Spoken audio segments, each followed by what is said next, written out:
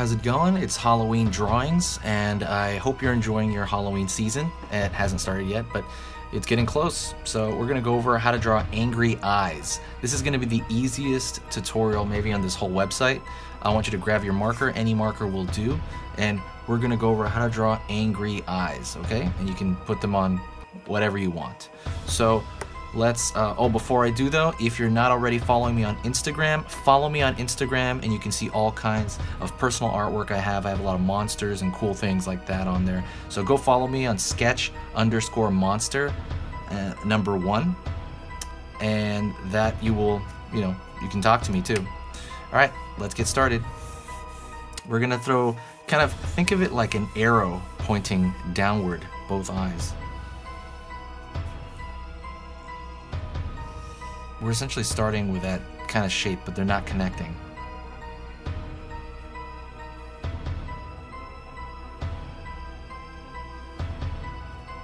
I'm gonna throw a bit of a dip here.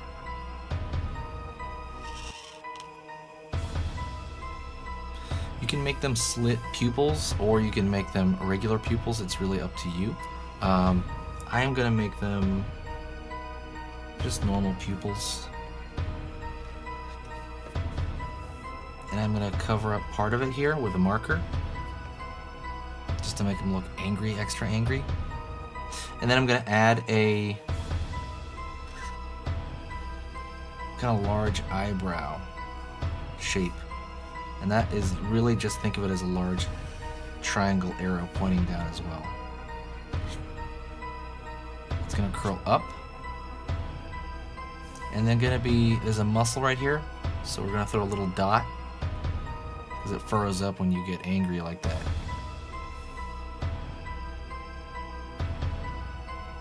If you want, you can throw a thicker line around the border of the eye to give the eyes kind of more weight. And you can also even fill in this eyebrow. Fill it entirely black to really give it a graphic image.